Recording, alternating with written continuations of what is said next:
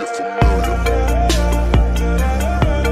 So if you don't know by now, then you should probably get familiar. Bonjour les amis, j'espère que vous allez très bien les gars. On se retrouve aujourd'hui pour une nouvelle vidéo sur les imbalances. Alors j'avais déjà fait une vidéo sur l'imbalance que je vous mets à l'écran ici. N'hésitez pas à regarder celle-ci parce que bon, là cette vidéo là c'est une vidéo complémentaire. Donc là on va pas détailler ce que c'est qu'une imbalance etc. Donc ça je l'avais déjà fait dans la première vidéo. Donc voilà, donc du coup aujourd'hui on va voir justement les mises à jour que j'ai pu apporter dans mon plan de trading depuis la dernière vidéo. Il faut savoir que à la base, l'imbalance, j'avais utilisé comme une confluence supplémentaire. C'est pas un critère obligatoire, alors qu'aujourd'hui, c'est tout le contraire. Aujourd'hui, lorsque je sélectionne un POI, je dois absolument avoir de l'imbalance parce que c'est ce qui permet, on va dire, d'ajouter du poids dans mon POI, ok, dans mon trading. Donc aujourd'hui, lorsque je vais sélectionner mes POI, je dois absolument avoir de l'imbalance. Par exemple, ici, vous avez un POI qui se trouve là, très intéressant. Hop. Donc là, vous voyez que ce POL est beaucoup plus intéressant que, je sais pas, par exemple celui-ci au-dessus. Là, si on prend un POI là, là, bon, là pour le coup il n'y en a pas, hein, mais si jamais on en avait un à ce niveau-là, il faut comprendre que celui-ci est beaucoup plus intéressant que celui-ci, ok? Parce que forcément là vous avez de l'imbalance, donc du coup le prix est susceptible de venir chercher cette imbalance là et combler votre zone. Donc c'est comme ça que moi je raisonne en ce moment. Donc du coup les POI comme ça je les sélectionne même plus, ok? Donc je les prends même plus en compte, je prends en compte uniquement les POI lorsque j'ai de l'imbalance. Donc ça c'est une chose. La deuxième chose très importante, c'est que vous devez toujours prendre en compte les imbalances de la session actuelle. Donc là, par exemple, lorsque vous avez, disons que là, alors, ça c'était un cas très intéressant. Regardez ici, par exemple, là, à ce niveau-là, ici. Là, donc le mardi, par exemple, j'avais un PY ici. Ok, donc là, j'ai un PY. Alors bon, là, c'est un petit peu plus délicat parce que, en fait, ici, vous avez ici une mèche, donc une mèche qui fait ça. Ok, donc là bien sûr il faut savoir lire les bougies. Ça c'est quelque chose de très important. Je vous recommande forcément d'apprendre à lire les bougies. Donc en fait ici lorsque vous apprenez à lire les bougies, vous voyez qu'il y a eu un mouvement comme ceci. Donc il y a eu un achat, ok, un buy to sell, ok. Donc là du coup ici cette mèche nous représente une supply zone. Donc c'est pourquoi le prix est venu chercher cette zone. Donc là par exemple on peut aller chercher une zone en M5. Alors, on va aller voir justement si une supply zone est claire. Donc là, pour le coup, là, on a toujours le buy to sell. On peut aller voir ça sur du M3. Donc sur du M3, alors sur du M3, vous voyez que là, on a cette bougie-là qui ne casse pas le plus bas de cette bougie. Donc ça, bien sûr, c'est également une règle très importante à connaître. Bien sûr, hein, les gars, hein, il y a pas mal de choses qu'ici, je vais vous, on va dire, je vais survoler, hein, mais bien sûr, vous devez approfondir chaque élément pour pouvoir créer un plan de trading. Vous devez maîtriser tous les éléments et on va dire former, on va dire, un plan qui est efficace de manière à trader au quotidien. Ok? Donc là, ici, vous voyez que là, on a la bougie qui ne casse pas plus bas de cette bougie, ce qui signifie que là, on avait en fait une supply zone.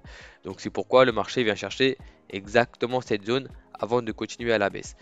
Donc là, du coup, bon, là, on va juste identifier la zone et on va repartir sur du M15. Hop, je vais également supprimer là ces dessins. Donc là, vous voyez que, bon là par exemple, revenons à notre imbalance. Donc là, pour le coup, ici, j'avais un PY qui était intéressant. Mais le plus important ici, c'est que là, on avait de l'imbalance. Ok, donc je peux aussi activer l'indicateur qui nous permet d'afficher les imbalances de manière plus claire automatiquement.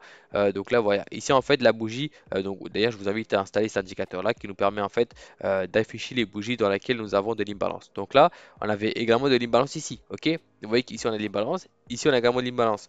Mais en fait, qu'est-ce qui est le plus probable? Le plus probable, c'est que dans la session actuelle, eh bien, le marché vient chercher cette imbalance-là. Ok, donc du coup, ce que je vous dis ici, c'est que concentrez-vous sur les imbalances qui sont susceptibles d'être comblées dans votre session actuelle. Donc là, pour le coup, on était sur la session, enfin, c'est plutôt la fin de session de New York, hein, mais si jamais vous tradez la fin de session de New York, eh bien, identifiez plutôt ce POI là que ce POI là. Même si ici, nous avons un POI qui est également très intéressant, ok, parce que pourquoi? Vous avez ici de l'imbalance. Ok, donc là, je vous l'accorde, bien sûr, on a de l'imbalance là, on a un POI qui est très intéressant, mais dans votre session actuelle, eh bien, le plus probable, c'est que le marché vienne chercher l'imbalance le plus proche.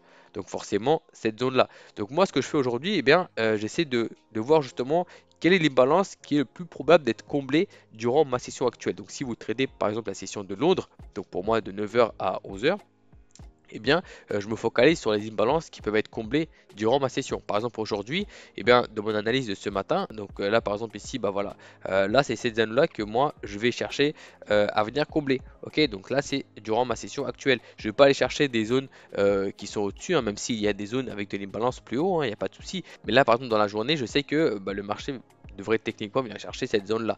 Ou même là, si on part de la session actuelle, là, je vois que ici, il y a l'imbalance. D'accord? Donc là, je vais essayer de voir justement si le marché peut venir chercher cette imbalance là durant cette session, donc là la session de Londres. Après bien sûr il faut d'autres critères pour pouvoir trader le pullback. Bon là ici vous voyez pas réellement la structure, hein. Là je peux vous montrer par exemple l'analyse de ce matin ici, donc on est sur l'euro USD, voilà, donc là c'est l'analyse de ce matin.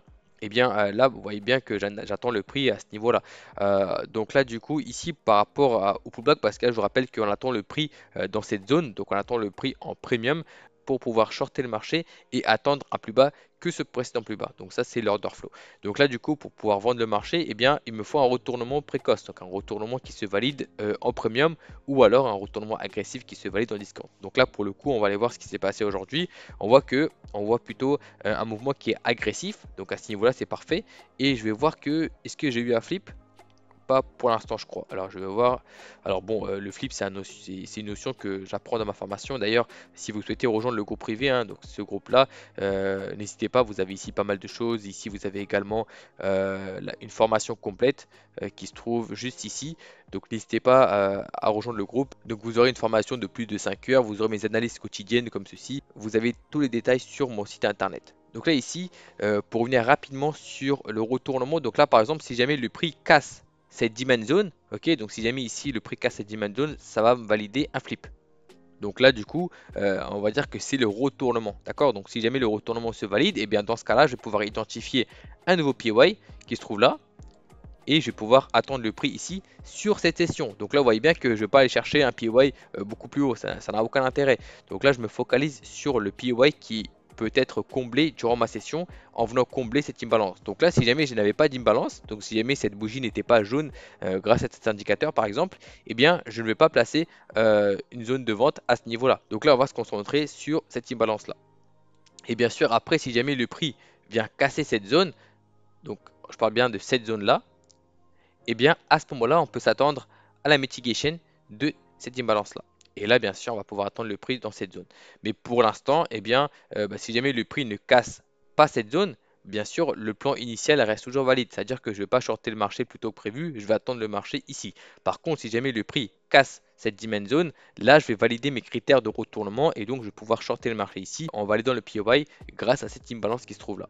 Donc, bien sûr, encore une fois, l'imbalance, ça reste aussi une confluence, enfin c'est une confluence parmi tant d'autres, mais aujourd'hui je l'utilise comme on va dire un critère obligatoire, mais ce n'est pas le seul critère obligatoire. Encore une fois, là vous voyez, je vous ai dit tout à l'heure que j'attends le retournement, donc ça c'est déjà pour moi le premier critère. Donc ça c'est le premier critère et ça c'est le deuxième critère. Donc après, vous pouvez avoir des troisième, quatrième critères, il n'y a pas de souci. Par exemple, aujourd'hui, comme je vous avais dit, le prix pour l'instant, il n'est pas venu chercher la zone premium. Donc là, on voit bien qu'il y a encore quelques pipes ici. Ok. Par exemple, ce critère-là, pour moi, ce n'est pas obligatoire. Ça, pour moi, c'est une confluence. Parce que là, je me permets quand même de vendre le marché, même si le prix n'est pas venu chercher ma zone premium. Ok. Donc voilà, vous pouvez avoir en fait vos propres critères, il n'y a pas de souci. Moi ici, je vous explique simplement mes critères à moi pour que vous puissiez faire votre propre test et l'adopter dans votre plan de trading. Bien sûr les gars, tout ce que je vous donne ici ne sont pas des conseils d'investissement. Moi je vous donne simplement mon plan de trading, comment est-ce que moi je fais au quotidien. Ensuite à vous de prendre les bons éléments et l'intégrer on va dire dans votre plan de trading pour que vous puissiez trader au quotidien. Voilà les gars, j'espère que cette vidéo vous aura plu. Si c'est le cas, n'hésitez pas à la liker et à la partager. Nous on se retrouve la semaine prochaine pour un nouveau live. Je vous souhaite à tous une très belle journée ou une très belle soirée. À la prochaine, ciao. Familiar.